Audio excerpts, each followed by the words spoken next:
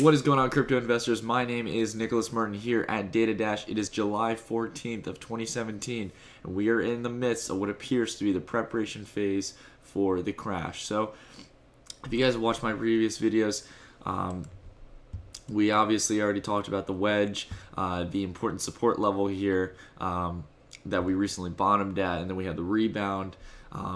Mostly, I think, in my opinion, due to China taking on Ethereum and Ethereum Classic onto the market, and that just generally pushing up crypto prices. However, I also mentioned, to be fair, that after the rebound, I was kind of 50-50. I thought, we do really have two opportunities here to buy in. One being where we're going to have to pay a little bit more, and one where we could actually hopefully see lower prices. And that eventual concept was, or the original concept was, that if the rebound had 2 or 3 stellar days and could get past 2,400 and 2,500, I was extremely confident that it would pass the highs over here at 2,600 and continue to 3,000 as we go towards the SegWit update, which would signal that the market does not hold fear of it. However, if we look here on the hourly, we're starting to see a turn back over. The big thing that's standing out to me, guys, and what I always tell you, is two things. One, big even numbers really do matter in crypto markets, a lot more than they do in traditional markets, but nonetheless, they're still important for resistance and support, that is.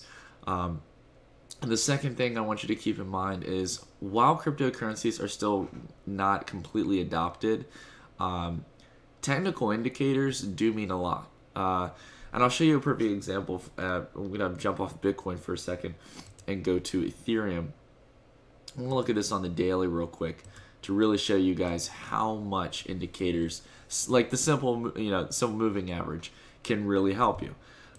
So for example, we've had the pullback in Ethereum. I think everyone called for it relatively, unless you were just, completely bullish on Ethereum. I think if anyone had a sense of reason, they knew that there was going to be a pullback. However, this pullback has been pretty drastic, and there's a really interesting sign that we're most likely going to get a good amount of opportunity in the sense of being able to buy Ethereum around 0.05 Bitcoin. And I know a lot of you are like, Nick, it's already sold off like crazy. How can I be so sure? How can you be so sure of something like that? The reason I'm going to say that is because if we look here at the actual technical indicators, these are all moving averages. This is the 50-day, this is the 100-day, and this is the 200-day. What we can see, obviously, is as the pullback went back, we had 2 bounces off the 50-day. We go back up, we go down, and then once we broke the 50-day, our next target was the 100-day. It's pretty simple. These are the big indicators that people use. And it went down and had a pretty clear bounce off the 100-day. Now what we're looking at is either a bounce off the 100-day, but if we get a literal bloodbath in cryptocurrency and things really start to pull back, Bitcoin starts getting nailed, Litecoin starts getting nailed, Ethereum starts continuing to get nailed, Ethereum could go all the way down here to 0.05. And that wouldn't be too far-fetched, because this is right before the kind of ridiculous part of the uptrend. We had this pretty stellar uptrend here where it actually had a lot of substantial growth. If we go back, I wish I could go... I guess I kind of adjust here. We can do this.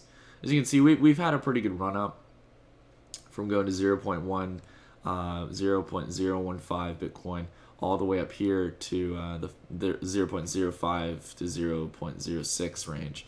So I mean, guys, it still is a wonderful return for those of you who have been holding Ethereum for a long time. However, I would really recommend not adding here and looking to see if you can get some down here if you're thinking about building your position. So I don't want to talk too much about Ethereum, but that just is a perfect example of how you can obviously see how the moving averages are being used. Now that we go back to Bitcoin real quick. I mean, we can see on the hourly that it's just abundantly clear. If you don't believe me that the big even numbers matter and stuff, we had resistance here 2 times at the 100 hour, and then we see a slow decline, and we see a attempt at rebound. It gets knocked down.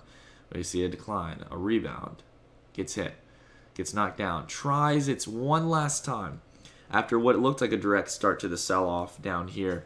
It comes back up, gets nailed down continuously through there. and then we're starting to get some pretty big volume on the sell side. If we go here to the 5-minute, the price action is looking not so positive. This is looking pretty strong, and it looks like we have another opportunity like we had over here to really get a pullback. The volume, there's just increments of volume coming through on the 5-minute. So I don't want to say it's the crash, guys, but it looks like we are topping over. I mean, this is technical analysis 101. So all we really need is the volume, and we need a retest down here at the $2,200 range, or a little bit below the $2,200 range, to break down the lows of around, I think, well, it depends on what exchange you're looking at, but most of them were residing around 2,200. So anyways, guys, I'd love to know what you guys have to think about this in the comments. So please leave a comment below if you've got any ideas of where you think this is going. If you guys have any plans for the pullback. Anyways, guys, that's about it. Thank you all for watching. Please like and subscribe, and I will see you guys later on in the next video. Stay tuned.